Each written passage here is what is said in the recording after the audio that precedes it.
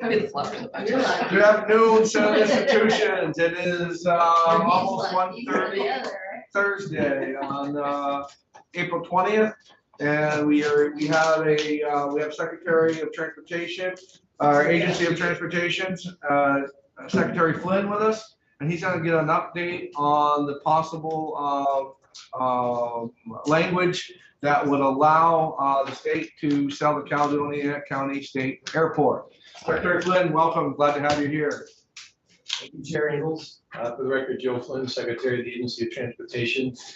And with me in the room today is Trini Broussard, Deputy Director of Policy Planning and Intermodal Development. Asian comes. Finally brought Trini over. You know what I mean?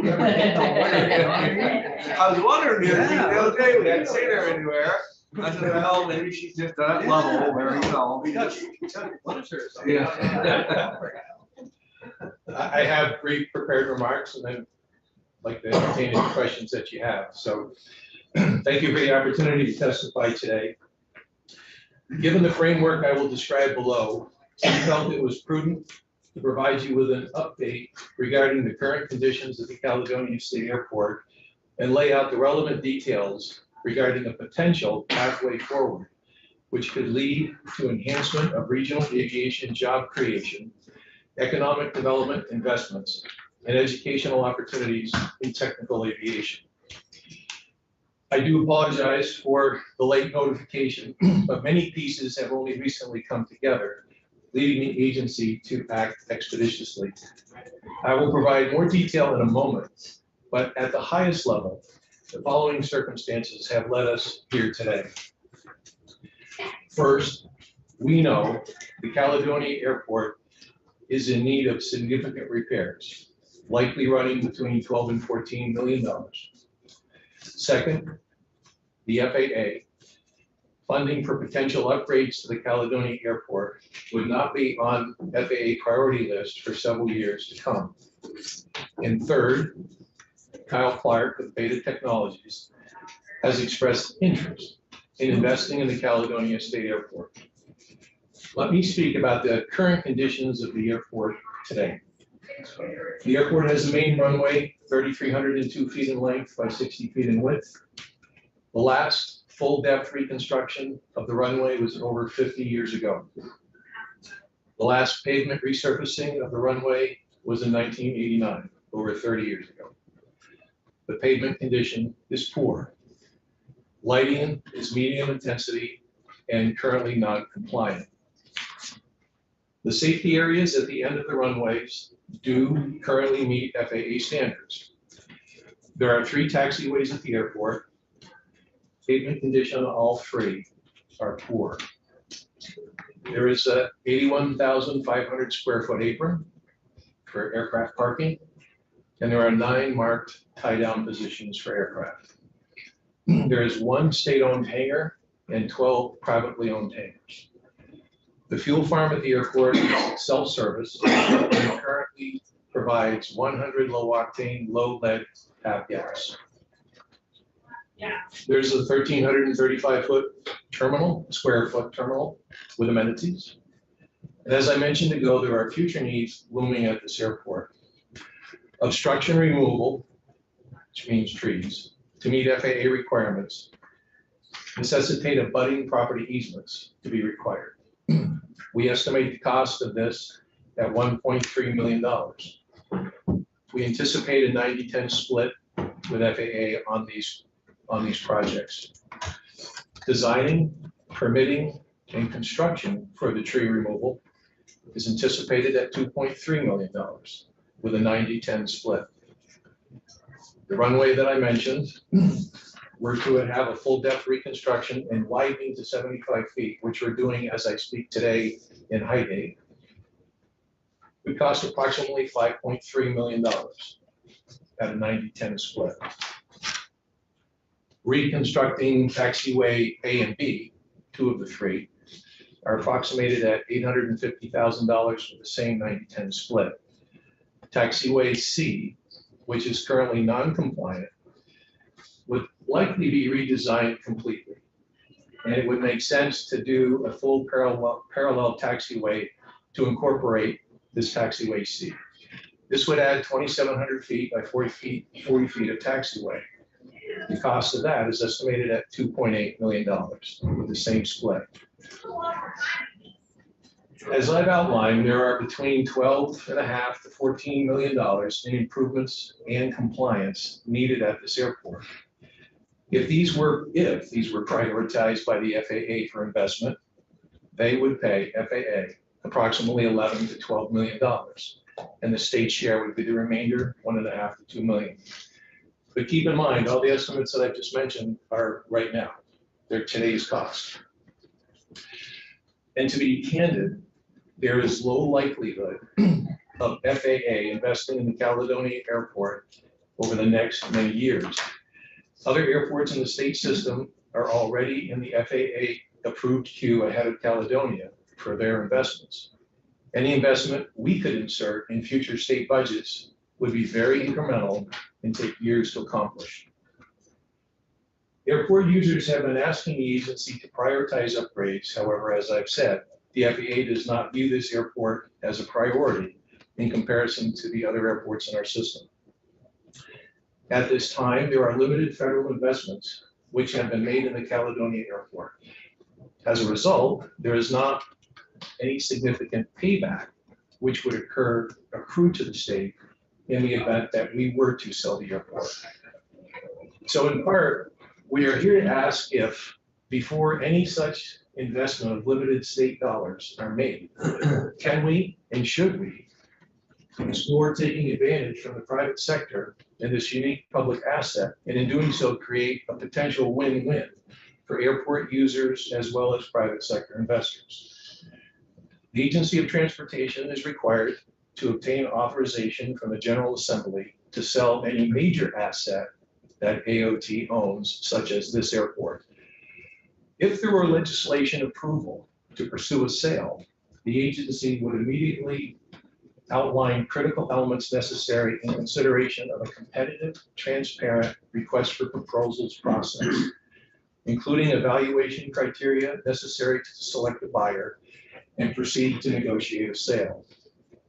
If we did not get a reasonable offer, we would not move forward with any sale. We are interested in partnering with entities who understand Vermont, who understand its people, its businesses, its educational institutions, and its broad, rich aviation history. While we have been presented with an initial concept of interest by a specific individual, our plan would be to develop a request for proposal and set guardrails, parameters, and outcomes which we believe that would be necessary to protect the important aviation asset and, key here, ensure public use into the future. Any sale would require the Caledonia State Airport property to remain open to the public sector for aviation use within the deed, and the leases of all current leaseholders would be honored in any agreement to sell the airport. The private sector moves at a pace which does not always align with the public sector. This is likely a limited time opportunity, and the sooner we advance to understanding this and other possible opportunities and critically evaluate private sector interests and potential offers, the better we will be positioned to take advantage of a unique time in the history of this airport to potentially land a package of investments which could be beneficial to the entire Caledonia County region, as well as its airport users. I would also point out that any proceeds from the sale of this airport would go directly into the state's aviation program as state dollars to be invested in future projects to help draw down further federal money. So that concludes prepared text, and Trini and I would be happy to answer any questions you should have. Just for the record, I think we've been talking about this morning across the hall in transportation. It's something we've been very interested in over the years with our state-owned airports. We want to make sure they get utilized the best possible way. The only one that goes pretty active is Rutland. The other airports we have, there's some local activity still is good, but anytime we have some interest like this in the airport, and you have to have approval from everybody. I'm not saying you just push this thing through, but just to open up the discussion about how we can have the existing people still have their airplanes there and use the runway and their buildings, not hurt them at all, but yet expand to a company like Beta, if in fact they are, maybe someone else. It just broadens that area's economic development and creates jobs. So I'm really, personally speaking, I'm very interested in learning more about it. It just came about recently. So there's a lot of information we have to get a hold of. But I think what the secretary is asking for is just to look at a study, some sort of a study to bring back more information, or whether it's leased or purchased, but it's exciting to think that one of our airports could possibly expand with all sorts of approvals. We're not cramming it down anybody's throat to benefit the area and benefit the state. I know what Beta is doing in Burlington. They're creating 400, 600 jobs. Here, but it's pretty exciting. The Caledonia Airport hasn't had any updates for years, and unless someone comes in with some new ideas, it's not going to have any upgrades. I mean, who's going to put money into a facility without a return? We have, like I said, for years and years, I've always tried to get our local airports to, but there's limited dollars and limited opportunities to create dollars. Like I said, Stowe is doing pretty well because there's all flights coming down here. People own their own buildings or their house their airplanes, repair them. So it's just a good opportunity to explore the possibility. That's all I'm saying. And we talked to some of the folks from that area, the senators and representatives. They're very, very open to a discussion. Signing today that might be so. That to do with what the senator said, and not only do we have some benefit of having this discussion already previous today, but also being on transportation, we've seen these airports time and time again, where you have to be forward thinking when you're in government. You have to understand that they don't make money, but they do present opportunity. And when you get an opportunity like this to bring any type of business that can be exciting as Beta or anything else into an area that has been underserved by businesses wanting to come into that part of the state, it's a pretty exciting opportunity. It really, really is. I mean, that could be a game changer, not only for the state, but for that specific area in itself. It could be a huge difference. And, the fact that the state has been smart enough to keep this asset and to keep it at a point to where it's got interest on a scale like this is great thinking by the state, and might be a great opportunity to cash in on something very nice. Yes. Thank you, Mr. Chair. What's in it for Beta? I mean, why would somebody want to build an airport that has so many needs? First, I'd like to just re-emphasize that they just expressed an interest, which Okay, has so we don't spawned know. us being here. I am not here speaking on their behalf.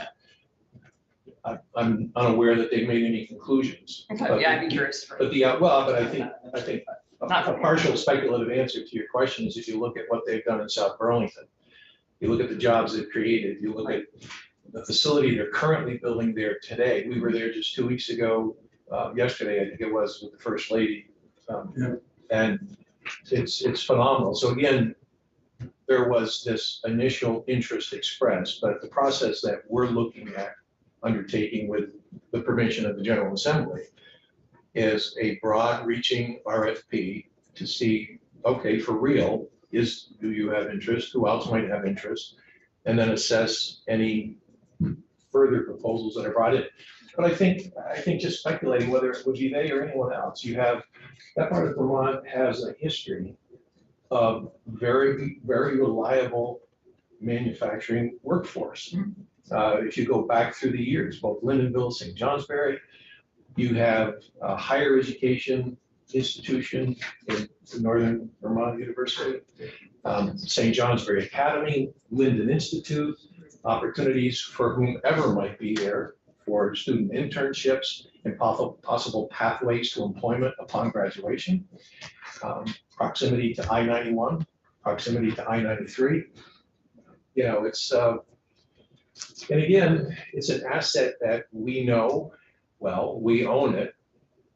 We cannot get it to a much better place as quickly perhaps as anyone in the private sector could. And also it's very important to differentiate. This would not become a private airport. It would remain a public use airport that is privately owned.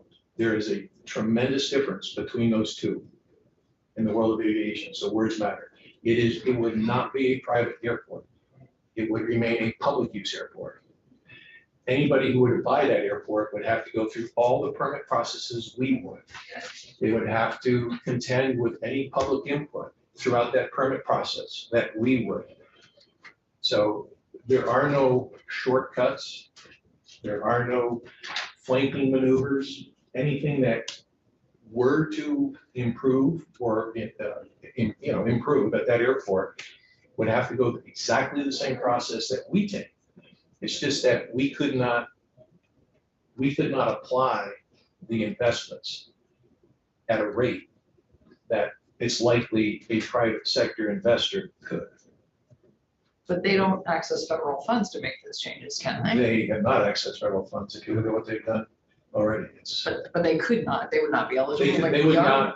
not be eligible for FAA grant money that we are at 90-10 split, correct? But if they take over the airport, they also have a less busy airport to take off a land from. I'm sorry? They have a less busy airport. I can just imagine how busy ETB is and. Oh, yeah. it might I think they be just have a harder. lot more room to expand. I probably, I would dare say, being from that area and all, and not speaking for the processes that Lindenville is going to make sure that they abide by, but I think the permitting process, as far as local process permitting, is probably simpler. I think that where South Burlington is thankful that they're there. I don't want to ever say that they're not, but I just think that in an area such as Lindenville, that they might see an opportunity to be welcomed even more. And it might be, less hoops to jump through for them to get to their point quicker, depending on, again, I don't want to speak for Linden Town, at all. But yeah, so there's just a lot of opportunity for them over there. And I'm just thankful myself that they haven't looked lately that we're aware of on the other side of the lake. And, they seem to be kind of committed to Vermont. And I'm thankful for that. Thank you, Mr. Chair. No, I think it sounds like a good opportunity. We should definitely explore it. And I appreciate that you said it would stay public. So obviously that would be part of the RFP, that it would be a public airport. And I would hope that after the current leases are up, that folks would still be able to lease, still have that relationship. But I think we should definitely look at it. Is there room for them to build another runway? It would be unlikely they would build a second, or anybody, I want to be careful, I'm not here to speak specifically anybody, about yes. this company. Yeah. I think that whether it would be the state of Vermont or anyone else, if we were looking at increased runway capacity at that airport, it would likely be lengthening. Okay. For example, as I mentioned, at Highgate today, as we speak, the runway's closed and it's being reconstructed from its current 3,000 feet, 60 foot wide to 3,000 feet, 75 foot wide. At 3,300 feet at Lindenville, 3,302 by 60 feet. Anything that would change up there would most likely be a widening to 75 and likely a lengthening as well. But at significant investment, which we just truthfully don't foresee us able to do in the near future, perhaps anywhere near at the pace the current users would like to see. Right, and there was an airport that I received a report actually from the transportation board. There was an airport where the folks who had the leases were not happy with the rates. And I think, is it that airport? Well, I Or think was that a different one? no, that stemmed from the Northeast Kingdom International Airport, and I believe a total of 4 lease owners now have joined an action opposing what we currently charge. I think it's important to say that when we arrived in 2017, the Vermont Aviation Advisory Council advised the agency it wasn't charging enough because these hangars amount to raw commercial space. Now, they're clearly not like office buildings in a city, but they are a commercial space. And we had lease rates, I think, in the 11 or 12 cents a square foot. And I It was think every very single low. person would Yeah. understand, and I believe we raised them to 21 cents a square foot. 21 to 25 cents. So, They and pay that's about what- $150 a month, full cost. That's their town taxes, their insurance, Oh their my snow God. plow, their rent on their hangar, and that's what they're taking to the Wow. T-board. So this is not that. no, well, that's a Yeah. completely separate, Yeah. initiative. It's a part of the Currently, program. obviously, there's a process. We'd love to Right. sell that. Some folks are availing themselves of the process, and that's what the process is for. But I mean, we don't, and this is completely separate from Caledonia's conversation, but we don't think these rates are exorbitant.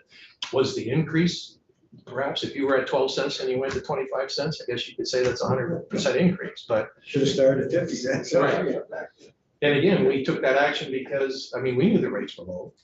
But the people that sit on the advisory council that are appointed by the governor to advise the agency on matters of aviation, like we have on rail as well, said, basically, what's wrong with you? These rates are pretty low. Right. You want to move them up, and we agreed and we did. And there are people that are challenging that, and we respect that.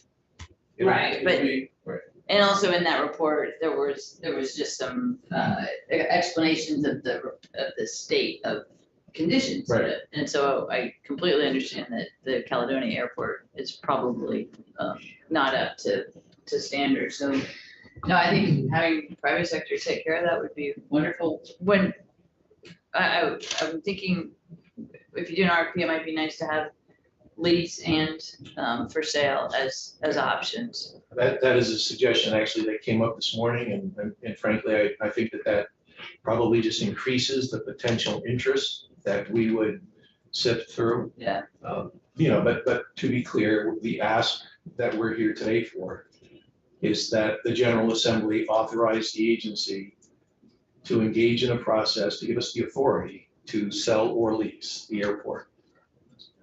We do this with property a lot when it comes to transportation projects, roads, something of this magnitude. Yeah. So we buy and sell buildings all the time, and we don't come before because it isn't really required. But clearly, this is a conversation which is really greater than the actual airport infrastructure. It's an important asset. It's an asset that is currently in need of improvement. Clearly, we are supportive of the general aviation community and the opportunities. And again, I continue to emphasize, as I know you all know, but it's in a part of Vermont where if there were a possibility for further economic opportunity, for increased jobs, for my 2 sons went to Linden Institute, even though I live in the Champlain Islands, for people who live in that area or attend schools there to perhaps choose to stay here because there's these opportunities for anyone who might want to invest in that airport. It's something we just really felt that it was our responsibility to bring it forward. And again, if we did not feel that there was a reasonable offer, we're not going to sell something and make a bad deal. And again, I want to reiterate to anyone watching and everyone in this room, it would be worded in such a way to ensure that it stays public use, even though it would be privately owned, because we believe strongly in that. Yeah, and I think that's really. And they're also important. talking about, and Brian, Senator Collins got a question, but I just want to add to that one of the thoughts in my head. There's also, whether it's a buy or a lease, it's, it could be structured in the way, but there will be wording in there that if it was to be no longer the entity that bought it, didn't want it anymore, that the state would have an opportunity to own it back again, whether it's strong language in a lease or in a purchase and sale. So that's what I call it. Thank you, Mr. Chair. So yeah, Joe, you've described this absolutely perfectly. So you've answered already a lot of the questions I had. Yeah, it's still open and operating at the moment. It is. Okay. And I can remember when Rutland did, I think, a similar sort of thing where they extended the runway. We were not able to take jets in and out of Rutland at one point. But they lengthened the runway. I think they widened it to some extent too. And all of a sudden UPS could land their stuff and it immediately became a real economic driver for the region. So, They go to Boston every day. yes, Yeah. Cape Air flies down and back to Logan You fly. 4 times a day. Yeah. You're fine. Yeah. So I fully support this. I don't know what else we need to do in this room to further the process, but It was a good discussion because like I said, we have those airports. It'd be nice. yeah. I see what Data's done on the data, maybe not what they've done in Chittenden County. I mean, the job they've created, 450, 500 jobs. In the future is gonna be those electric planes. I mean, they take off and I mean, they've already got orders for hundreds of UPS and everybody else. So it is the future. And so if we could get on that ground floor with them, I'm not saying they would, but wouldn't that be something to have somebody like that?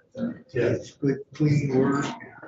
And both Mr. Flynn and our chair indicated it's even a better idea based on where it is. Where it is, that's right, that's right. And There are me, other- go ahead. No, there's plenty of opportunities, with all due respect to people in the county, for them to thrive up there. No, you don't. I don't wanna go to their. But I'm excited to be able to see the Northeast Kingdom And get a little shot. it's in my district, Lindenville's in my district, and we are in communications with the town fathers and mothers, and they're generally supportive. Of course, they're gonna have a lot to say, but in an earlier meeting today, that we put Joe's team in touch with all the stakeholders there. So they're already starting those conversations and bringing them on board. So, they're certainly doing it in the right way. Oh, this was great. If I see Senator Ingalls fly and land on a lawn. There you go. Well, there's less air traffic there too, but that would be That'd be great. We're also, I think it's next week, we're going to be conducting a meeting in the evening with the current users there.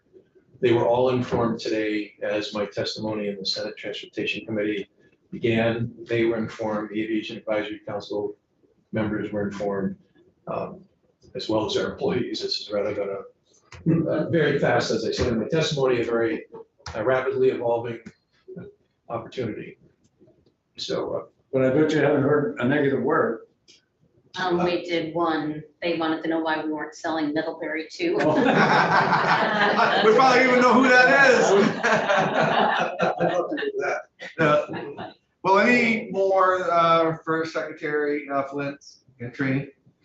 Anything else? Any questions? Thank you, good presentation. Yeah. thank you very much. That was great. Thank you. Appreciate you coming in very, very much. So, yes, committee on, so let's see, we got somebody coming in at 2. We have Nicholas. Oh, Chad's here? Okay, so let's bring Chad in. Thank you very much. Let's bring Chad in and hear his request. Chad, what's that for? This is for the Recovery House request. Yeah. And he's got some prepared remarks and Recovery House. Down in my. So let's just Got a line number for us? pull this up. It's on, it's on your website, the, second one. Yes. So let's just pull this up, get this right here.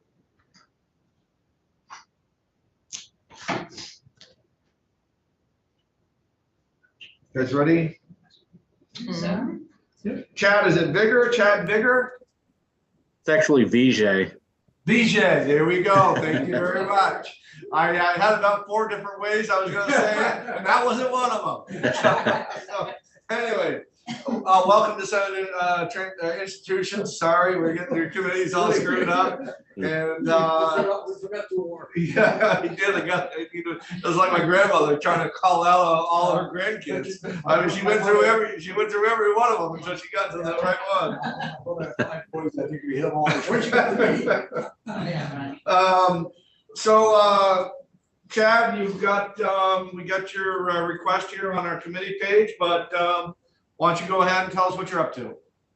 Excellent. Thank you. Thank you, Chair Ingles, and the rest of the committee members for having me today. To give you a little bit of backstory, for those who are unfamiliar, Recovery House is a substance use treatment organization that has been operating in Rutland County, but serves all of Vermont. And we've been doing so for the past 50 years. So we've been around for quite a while. Within our organization, we have the Serenity House, which operates a high intensity residential level of care, and which includes detoxification services from alcohol and benzodiazepines, as well as opiates. We also operate our Grace House, which is a low intensity residential treatment facility in Rutland, again, serving all of Vermont. We also operate Rutland County and Addison County's public inebriate program, which serves individuals who've had interactions with law enforcement and need a safe, sober bed to stay in rather than being incarcerated simply for intoxication. So those are the programs that currently fall under our umbrella organization. And we hope to add additional programming to a building of ours that this request does not pertain to. And then we've submitted application for a state RFP for that. And that's additional residential treatment beds at the lower intensity level of care. So today I want to talk about our two buildings that are currently holding programming, the Serenity House and the Grace House. And these buildings are dating back to late 1800s. They are very old, and over the last century and a quarter, deferred maintenance has been kind of the tail of the organization. You know, within a 50-year span and with minimal margins and simply focusing on serving the population, there have been a lot of things that have been overlooked over the years.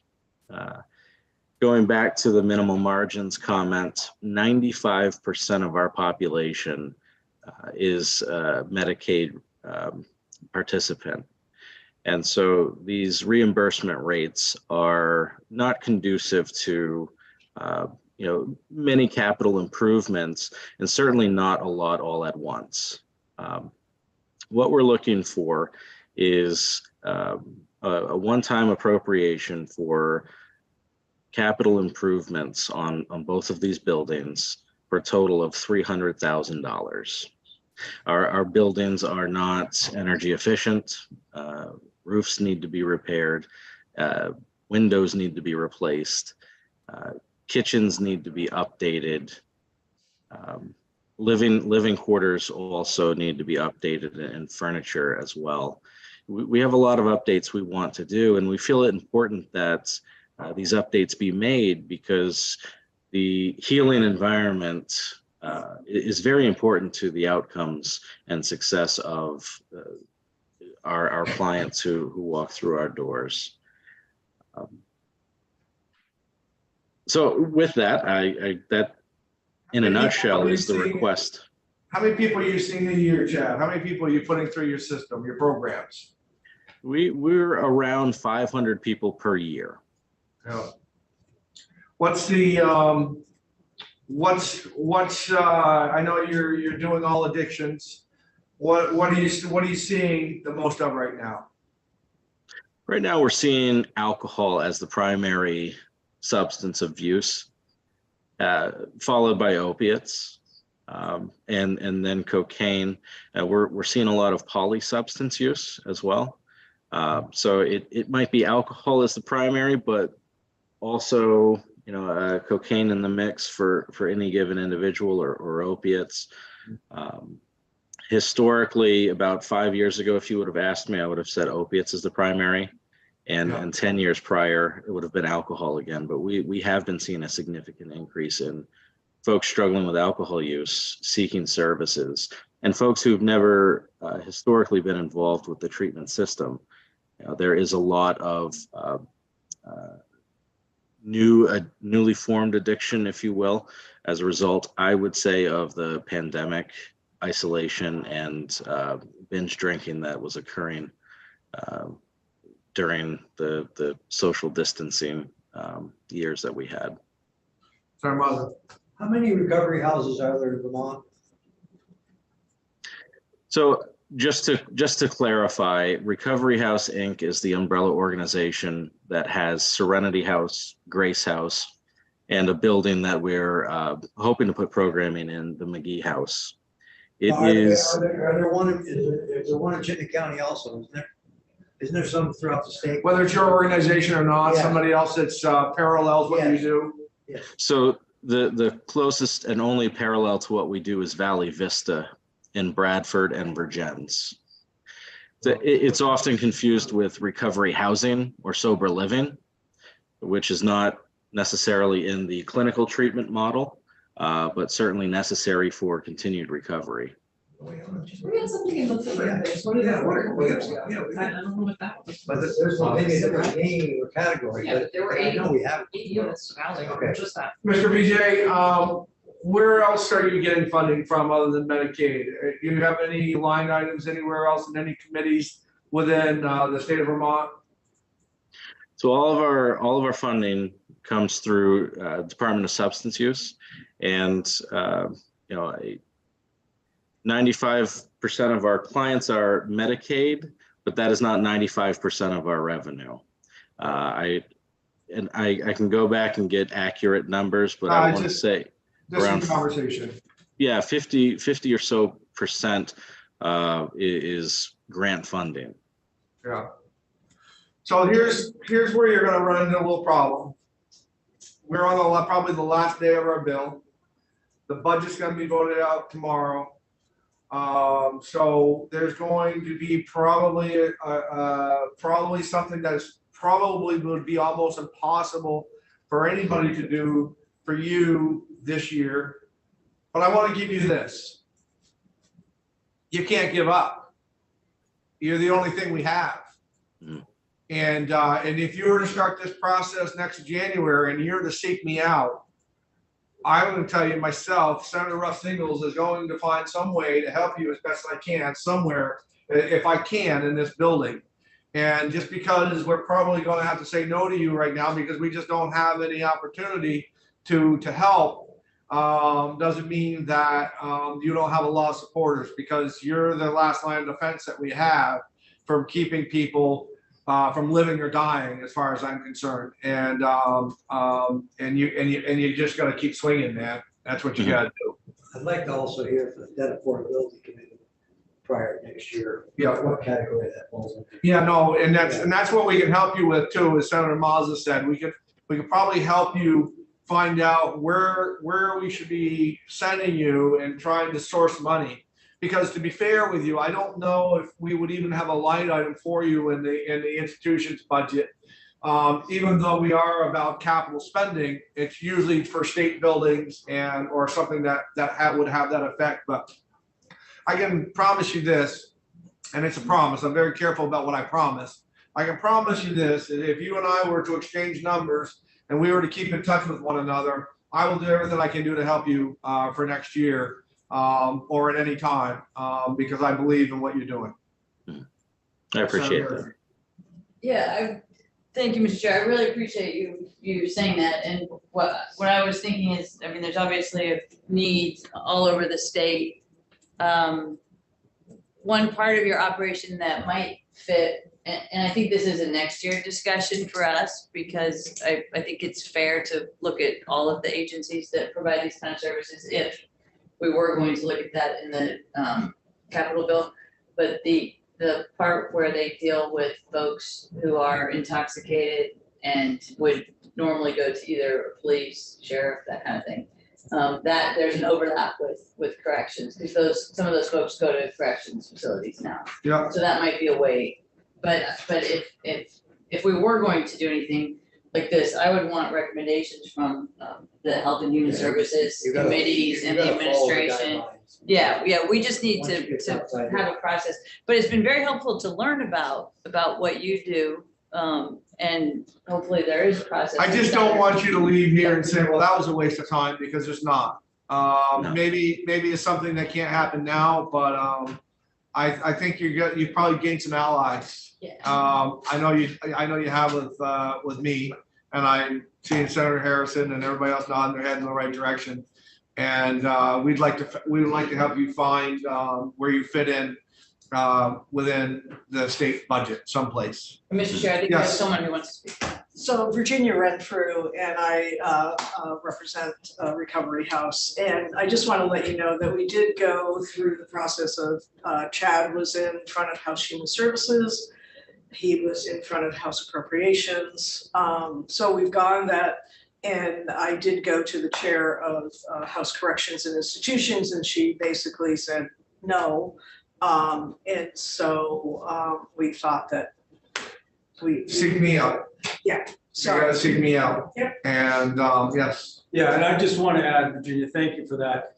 So Chad did a really nice presentation before the Rutland County delegation, which is a tripartisan affair. And I apologize because you had asked that day, and Virginia did, to come before us before today. I don't know, I'm trying to remember when you got in front of us. I think it was either late February, early March. And it just became one of those things where we had you on the agenda a couple times and it got bumped off because we did something else that day. And so But My it wouldn't apologies change- for that. It wouldn't change, I don't think. no, I It wouldn't change, just. But- follow, yeah. but I wanna be involved and wanna help, and please, let's make sure that we know one another. Thank you. So, sir, we're gonna move on. Thank you for coming in. I Thank want to you. urge you to keep on doing what you're doing and keep on helping the people that need the help. And you gained some allies today. And I'm very careful about what I say, but I'm here to help. And so we'll be in touch. I appreciate it. Thank you, Thanks, sir, Chad. very Thank much. We're gonna, I know we have Commissioner Gresham here and Nicholas here, and we're gonna do some language, but we just got somebody else. We just gotta jump in at 2:15 on one other small thing. Do you have a few more minutes? Sure. You're making the schedule, Mr. Chair. Yes, I apologize. Well, we don't want to bore you or anything. Okay, can they come right now? I just checked. They're supposed to come at 2:15, I just emailed her. On her ready. Where is she? Okay.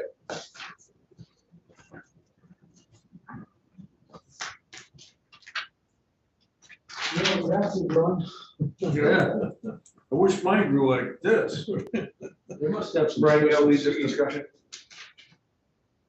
Yeah. Okay. Yeah. Hi, Lauren, how are you?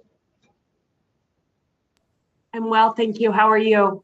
Good, thank you for coming in on short notice, Lauren, for the public out here from the Secretary of State's office. And she's here to join us, and I'm gonna turn it over to Senator Collmore. Thank you, Mr. Chair, and thank you, Lauren, for coming to us on such short notice. So this all stemmed from a constituent of mine down in New Haven at the Doubles Bowl Speedway. And I don't know whether have you had a chance to look at Title 26 and the chapter I referenced in the email and stuff. So what we're hoping, or at least I'm hoping to do, is in subsection 1, delete the sentence that says no grandstand shall be constructed or spectators allowed on a curved side of the track.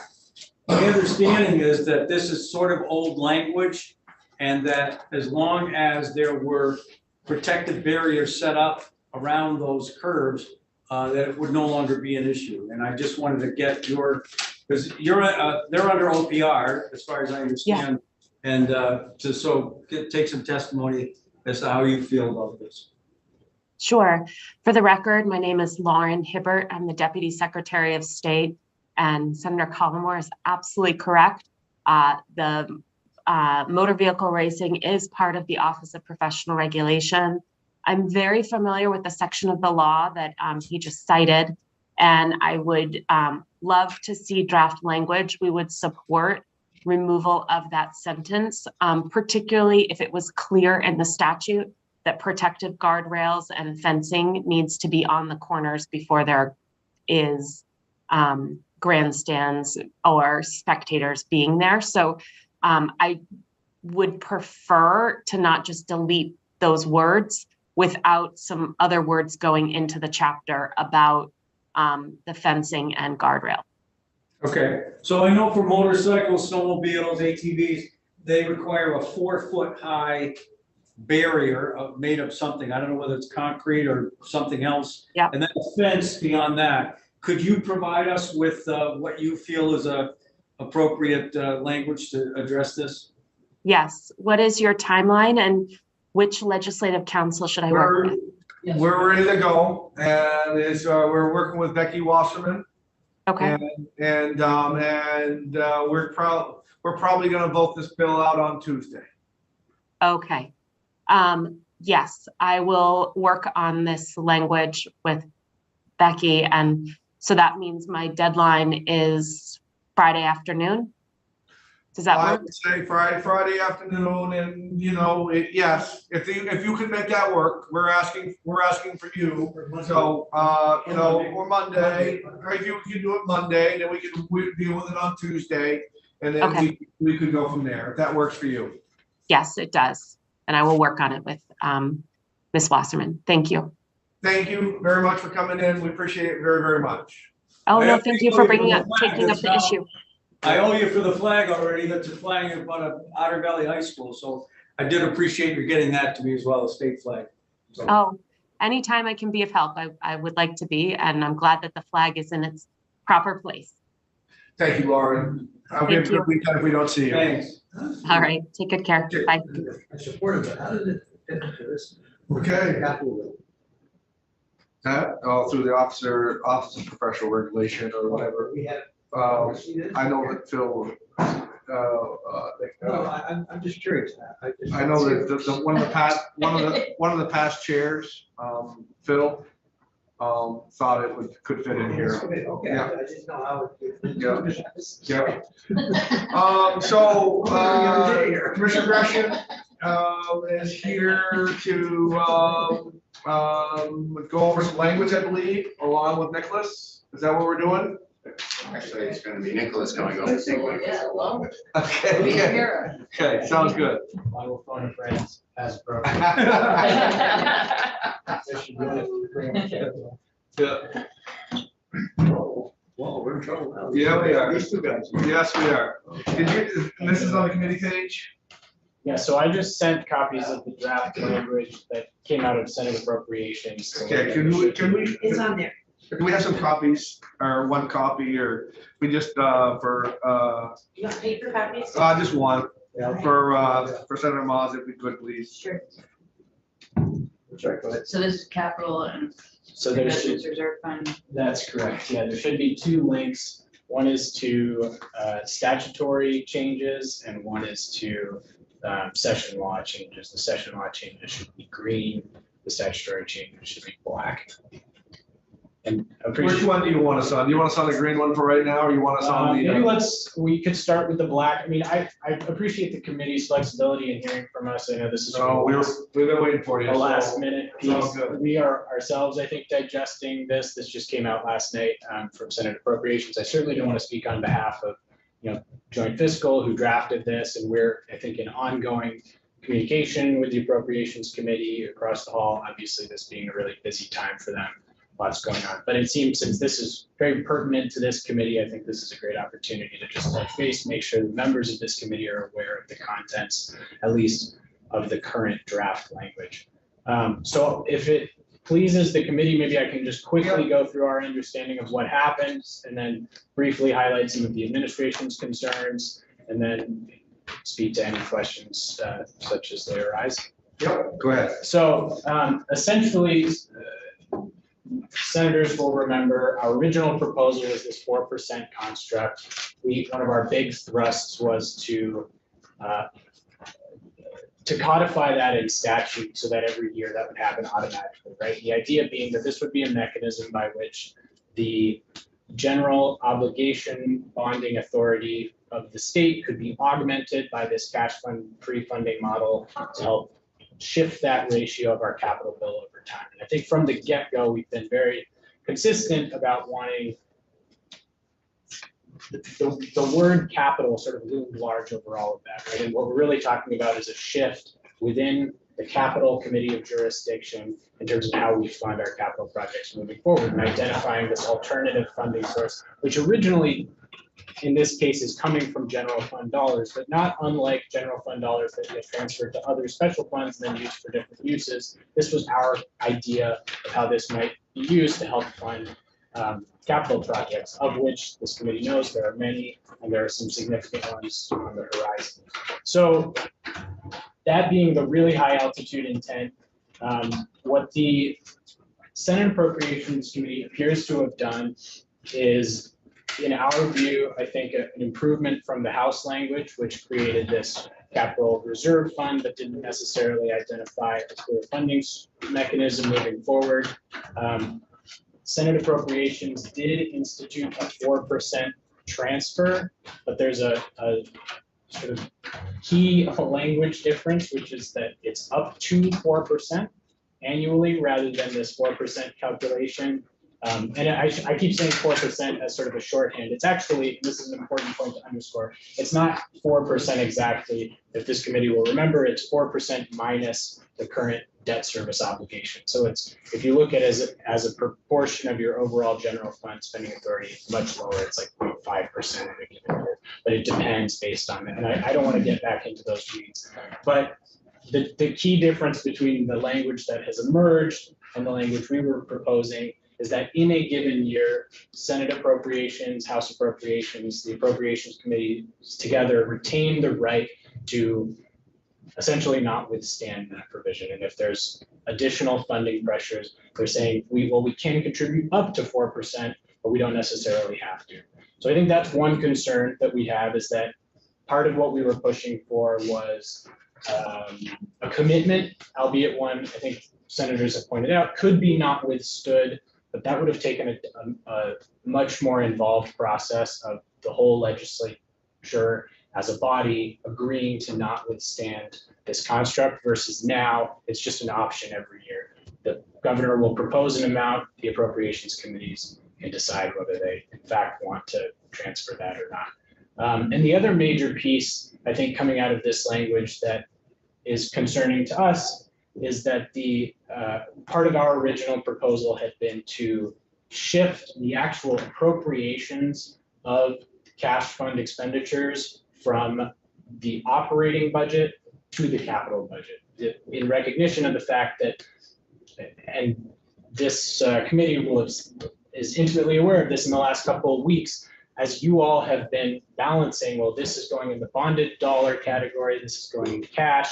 Sometimes there are last minute swaps. I think Dan was sitting in this chair last week, shifting some things around, that both of those categories are essentially capital fund, capital bill categories, and should fall within the jurisdiction of this committee. The way the language is currently written, the Appropriations Committee will still be making the appropriations directly in the operating budget, which is to say, and I think the language currently in the capital bill that y'all are familiar with is this committee is authorizing the appropriations, but they are actually appropriating.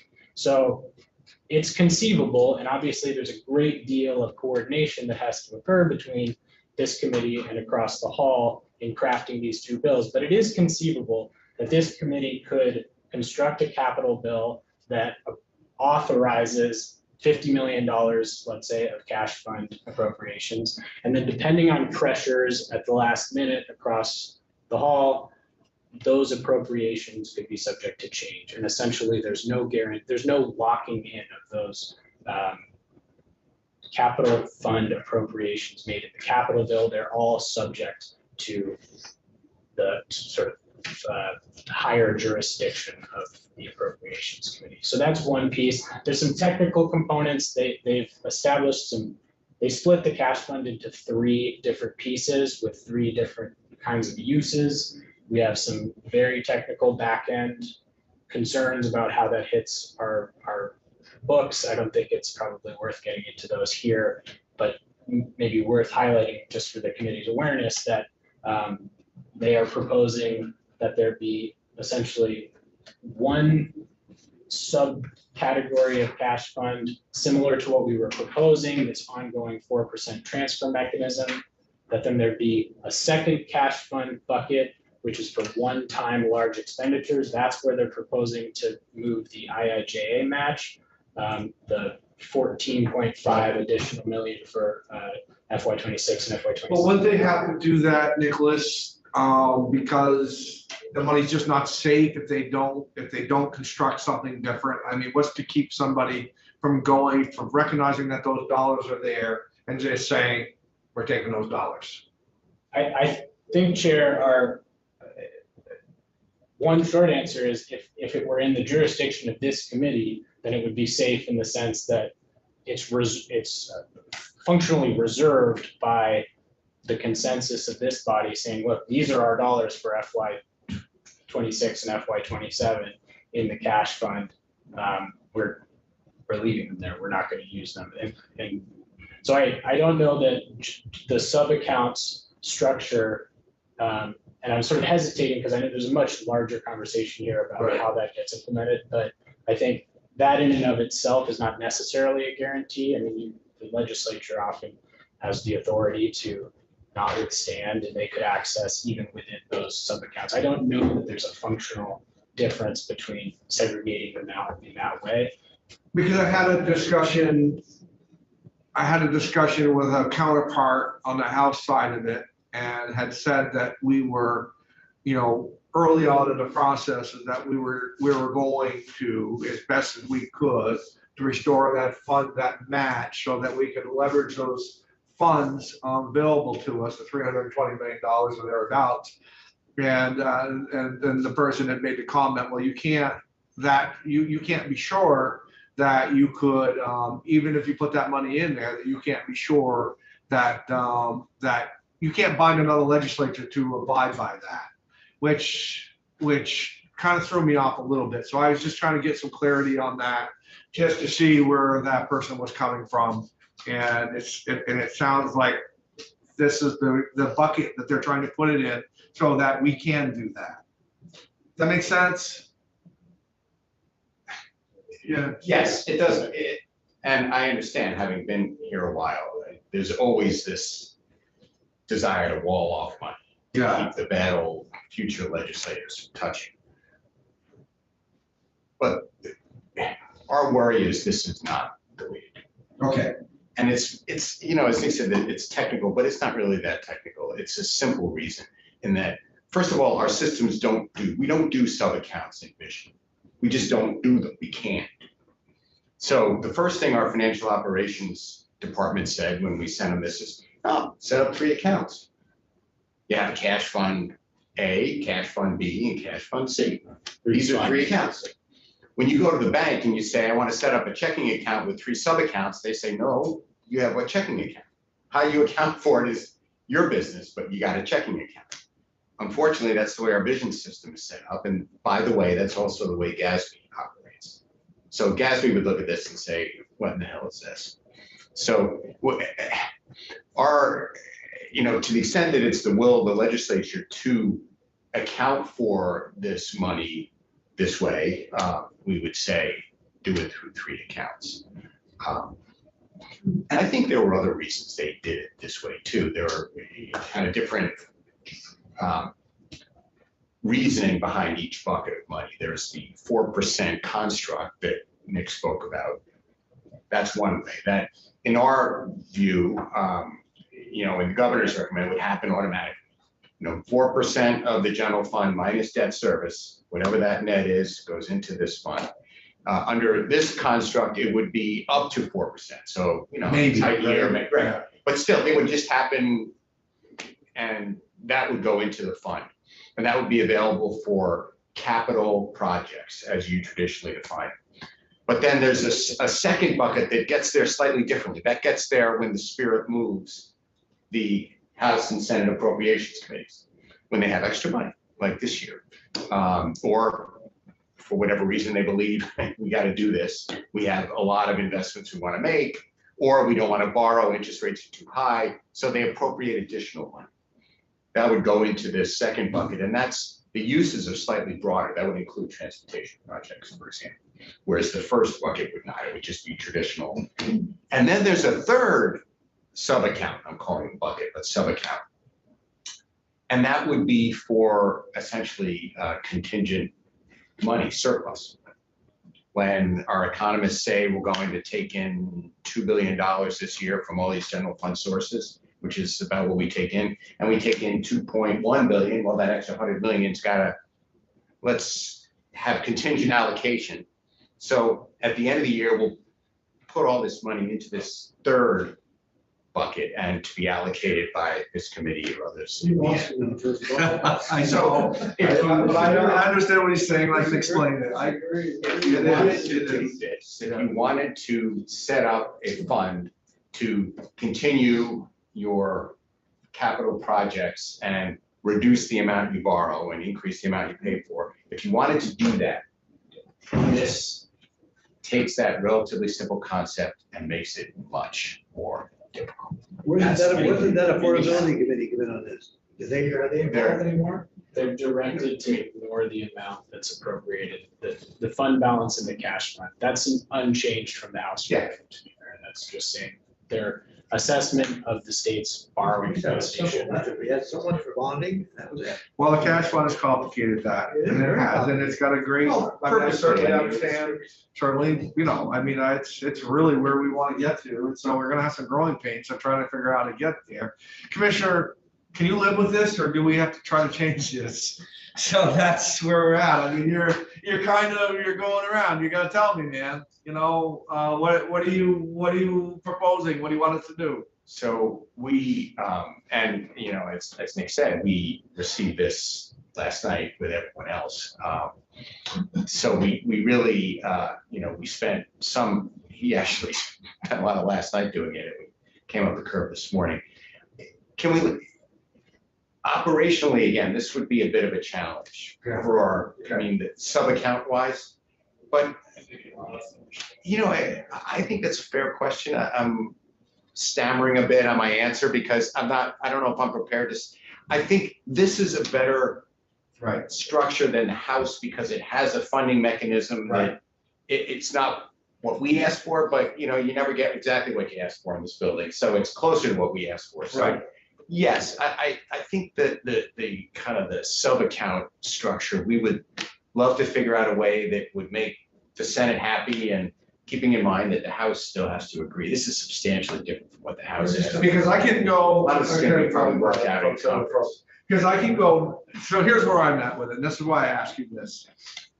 As you can tell, some of the committee's gonna get lost on this discussion and some not. I understand exactly where it is. I helped set it up last year. I'm just lucky I'm good enough with numbers to know what's going on. But to go over there and fight for, something different, I need you guys with me.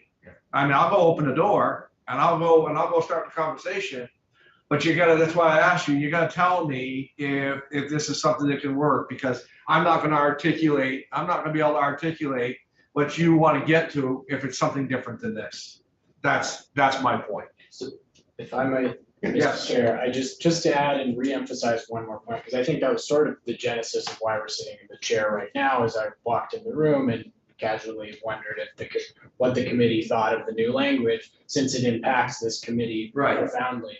I think one really important piece, and one of the reasons today, what we wanted to highlight and make sure was completely understood and at least accepted by this committee, is that the impact of the current language is to effectively codify in an ongoing way that a large portion of the capital bill moving forward will now be completely subject to the Appropriations Committee's jurisdiction. And that's both on the front end in terms of the transfer of what they're transferring into the cash fund every year for use, but also this on the back end of after the appropriations, or in this case, the authorizations have been made in this bill, then they're still the ones that have to, which is. And my point is, Nicholas, very well, how you said that. My point is, it is anyways.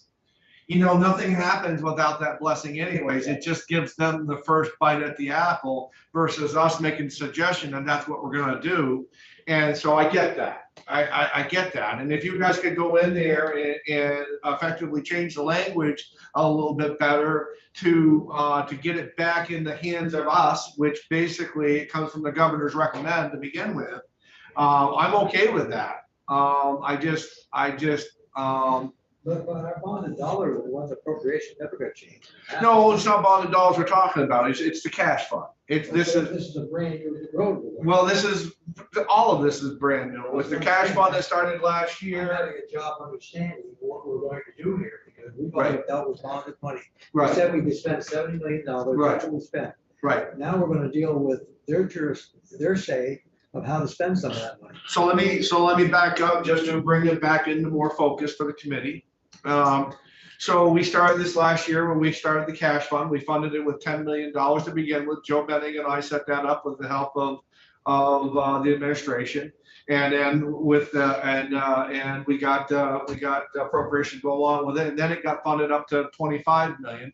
And that money is meant to fund these things that do not make sense to bond over 20 years, like doing estimates or whatever, just things that just to try to put a project together that might never even see the light of day, or just projects it just takes to get it to know even how much you're going to spend. And so we've been using this year about 25 million of those dollars, and I think we probably haven't used that. Maybe we used 20.4 or whatever. So it's just monies that we're trying to get to, Senator, so that we're not bonding out on dollars that otherwise could be better spent by. Who controls that? Appropriations or this? Well, right now it's a little bit of both of us. It's a little, but the recommendation.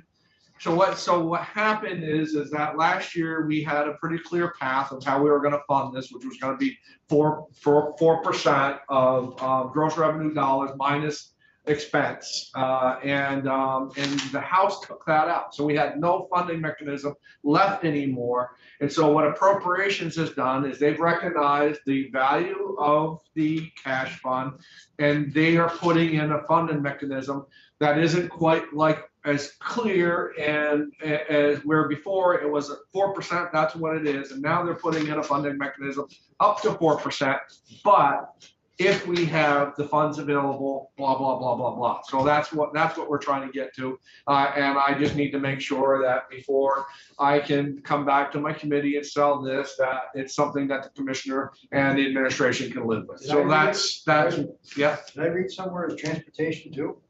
Well, right. Yeah. In one of the so-called sub-accounts. Right. That's transportation. I like But what we're it's even doing, like what we're part of a doing with sub-account. the, It's even a sub-account. Yeah. Can I just ask a question? yeah, please. Just going back. Yeah. So before the cash account ever existed. Yeah.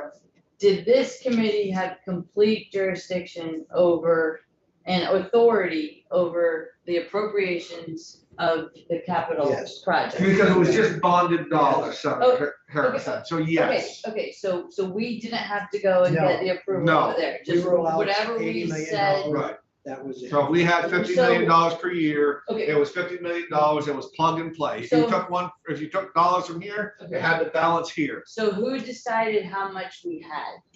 Affordability. Capital debt affordability. Okay, and that On was the by a bonded formula dollars. basically, and it's Bonded not. Of the bonded dollars. All right, keep our rating. so this is a jurisdictional issue. So, So but that part of it, it would be good for us to clarify. your question gets at the heart of it, right? Why this committee should care. If we get it right here, if this starts to work, the amount of capital projects won't change or increase even, but the amount of bonded projects will decline. And the amount of pay upfront cash projects will increase. So slowly, if we get it right, this committee's jurisdiction over capital projects will slowly decline. And that's the issue that we kind of missed, and I thought this was an easy one, the House will easily grasp. Well, the House blew it up. They went the other way, and I thought, I missed it, I mean, it There's no wasn't. there's no future in this, on the cash account with the way, what the House did. They basically blew it up and it would fail by itself. So why did they do it?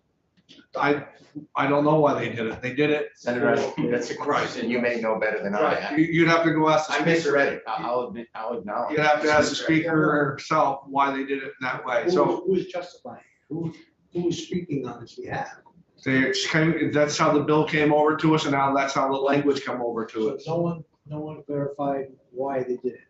Nobody felt that they had to tell us why they decided to make that decision. No more than why they decided to cut some of the accounts that we had. I mean, those are just the things of politics that go back and forth that one side probably isn't going to tell the other. Mr. Chair, if I might. Yes, please. To respond to one of your earlier points, which is, trying to get towards some sort of concrete workable solution and an alternative proposal. And this is just for discussion's sake, just to illustrate a tweak that might have an impact. The way the language is currently written, the Appropriations Committee has authority over the amount that gets annually transferred into the cash fund. Right. I think that's always going to be the case, to your That's point. right. It's general fund dollars. I think that's unlikely that would ever change in some capacity. So setting that aside, that's what I'm going to sort of call the front end of the process. Then that gives this committee and House Corrections and Institutions a target cash fund number within which to work. The way the language is currently written, then you all sort out within that target number the authorizations you want to make. And then in the big bill, in the operating budget, those authorizations are presumably ratified by the Appropriations Committee. And there's that final sort of back end moment where they make the actual appropriations, presumably exactly as recommended by this committee.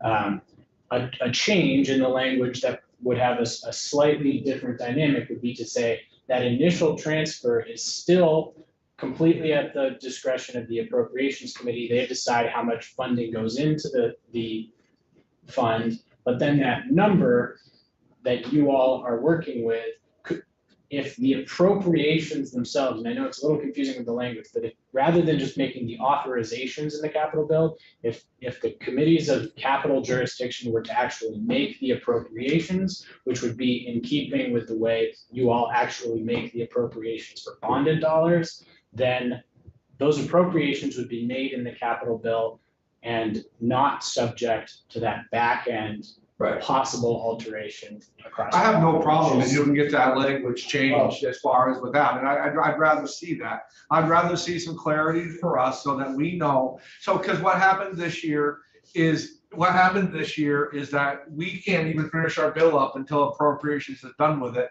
And if we don't change the language to the way that you said, we're going to be waiting even longer with more complications before we even know what we're working with. So if you can get us some definition as far as in this language that you can be happy with, that would help us later on. I'm all for that. As I've said to the commissioner, I can't go in and articulate that. I can, but I need you guys right there. And I don't have a problem doing that. I don't have a problem at all. I just need to make sure that I can say the words in the right way. I know what you're saying. I understand it. I just can't articulate it in the way that's going to be effective. But if you can do that, I'm in favor of it. We reached out this morning and, understand, I'm sure you do, the folks. Or if I can do something, if I need to do something. Well, I think any words that this committee, you guys have more authority over what they do across the hall than we do. I can tell you that. Yeah. Right, we're the executive branch. But we did reach out to the Joint Fiscal Office this morning with comments, and they are, I'm sympathetic. They are literally writing a budget in a day. Yeah. The whole thing. They're gonna have a draft by, I think, sometime in and around lunchtime tomorrow. Yeah. And they're still taking testimony. I know they are. So they didn't have a lot of, and they were polite about it, but they said, state, so we stated very quickly, as I was waiting today, I'm going to follow up with an email to them. And, we speak all the time. Yeah, Sometimes dozens of times a day. I mean, it's a good relationship to have. We're obviously not always on the same page, but we understand each other. So we will represent that, and we will represent it to the chair and to the committee this afternoon. When I leave here, I'll be in there. And if you want me to go, I'll go. It would be helpful, I think, I'll come for in. what you guys, and anyway, I will acknowledge that I really kind of misread the House in this regard too. I mean, I thought this would be an obvious thing that They didn't like that. would go with, because, we're not changing the amount of capital projects, and, we figured if it's cash or bonded, they still should be the committee of jurisdiction. To go further we with got what that the wrong. senator was asking the question on, it certainly wasn't people who were involved with the cash fund right from the short amount of time that we've had it, who blew this up. It came from somewhere different, and for whatever reason, I don't know. But I'm happy to go in with you, and we go in when we get out of here. I will circle back with you. Can I just ask one more Yes, question? you can. So the concern is that the funding won't be wisely managed, we'll just, let me go through it, because the idea is we have 4% or less going into the cash fund, which I think is actually not a good name for it. I think we should call it something else. Because They rename it in this. Yeah, they did. Yeah, Did you but- guys see that? Yeah, it went from reserve fund back to cash fund. yeah, but whoever controls it, the goal is to keep it solid and at that level, so that it can reduce our bonding expenses. That's the purpose of that, That's is to reduce what we pay No interest, yeah. in interest, right, which is something that towns do, and it's a good thing to do. So what I'm interpreting from your concern is that you think this committee would be a better steward of that. We just have more control of it if they change the language a little bit. But that is what, You're the okay, capital projects committee. right, Right. This is that it. will watch out for it generally. I mean, it's our focus and it's not their focus. That's, Um, that's kind of, that is what. it's kind of, we thought it was Yeah. simple and it It's turned out. it's basically, if it isn't to where we don't have control over it, a lot better control over it than what we have right now. It's in the process of you're waiting right to the last day of the last second before you know what you're going to be doing. Indefinite possibilities with that money. You just don't know. You don't know. And at some point in time, you just never know anyways. All right, so I just want to be clear on that. Right. All right. Yeah, and I don't know whether I could say it any more clearly. There's a front end opportunity Yes, to come up with a number that they feel is appropriate. yeah, And then we work hard and then there's the back end further opportunity to say, you know what? No, it's No. sort of like a parent giving your child, okay, you've Yeah. got $10, Yeah. Wendy. Yeah. You spend it however you want, think about what you're doing and spend it. And then when you do, you say, no, that's not right. I'm gonna Yeah. take some of that. Right. And to me, that's, And the concept of it, That's as Commissioner has said, the concept of this fund was great when it started, but that's when interest was at 1% with the state, but now it's not 1% anymore. It's 3% or 4% or 5%. And so the effects of what this cash fund can do for state government has just been expanded so big. So it's worth fighting to keep this going. So, yeah, let me know when you go in. Thank you, Mr. Chair. Thank you. Thanks, Thank guys. Committee, okay.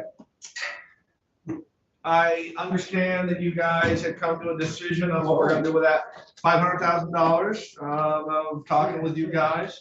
No, we have 500 left, because we were gonna give them 200 anyways, but now we're gonna give them the rest of the three, so we did, so now we're gonna give them 300, right, well, we hadn't made that, yes, we hadn't made that definite decision that that's what it's gonna do, but I understand now that we're gonna do the $500,000 to the damn people. What we have left, and we gotta make a decision on it right now, and I think that you guys have, is we've got 25 and 25, because the damn people, the dry hydrant people cannot use 150 and 150, but they can use 125, 125. So we have 25 and 25 left. We have $50,000 of bonded dollars, 25 in each 24 and 25.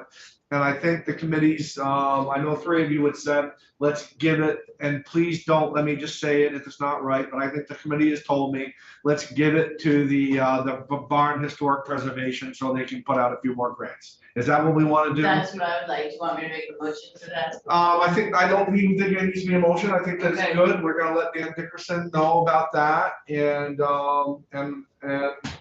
Becky. Sorry, can you say where the? We're gonna do we have $500,000 left in that bonded money. We're gonna put it to the new sheet. We're gonna put it on, right here. Line 71. Line, is it? Let me just double check on that, Ryan, just to double check you.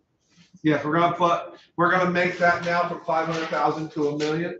So that's line 71. And then we're gonna, on the dry hydrant program, which is what line, Brian? That would be, I thought we weren't 106. changing. Well, yeah, we're gonna, because I don't know if we had decided that we were just at 125 on that. I just want to make sure. I want to double back to that. What line, Brian? 106. So line 106 is now going to read 125 and 125. 125 and 125. And then we're going to on the historic. Wait, so we're taking it down? Yes. Because we already had put it up. Yeah, well, we did it, the house did, and then we kept it the same. And then on lines 43, Becky, we're gonna go 25 and 25 more. So 24 and 25 are gonna, years 24 and 25 are gonna each have 25 and 25, and that should balance us out. You want it on 43 or 44? 44. 44, I apologize, I misspoke. Preservation. Yeah, the barn, Barn. the barn preservation grants, yes. 25 each. Yes. And that, 44. folks, balance us out on the bonded dollars. Yep. Good job.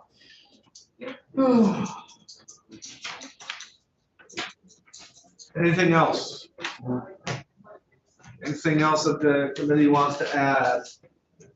We're all done with the bill, other than what Jane sends over, and it sounds like we'll have that tomorrow. We're all done on the bonded section of it, so congratulations on that, folks. You did a nice job. You did a really nice job. Do we get cupcakes or anything? What else? Anything else? Becky, anything for us? No, I have a working draft for whenever you're ready to see it. I think we just have to make those. Yeah, make those changes and maybe we can do that on, what are you doing tomorrow? What are we doing tomorrow? Because there's no need to have those people come in tomorrow because we're not gonna see them anymore, right? The artist people, we have like, The bill. we have to deal with each one or two. We got 102. Yeah, we gotta have them come in tomorrow, right? Right. Okay, we gotta have them come in tomorrow. We don't- But as far as the second part of it on the 130, we don't have any more money left, and so, yeah, cancel with Jennifer Fitz, please. Yes.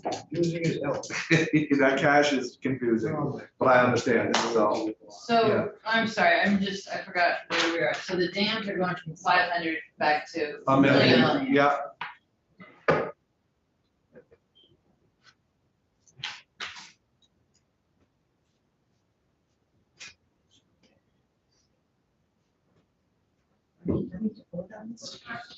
No, we're gonna vote it maybe on Tuesday if it's all good, if we get it all back. Becky's gonna walk us down through. Becky's gonna come in tomorrow.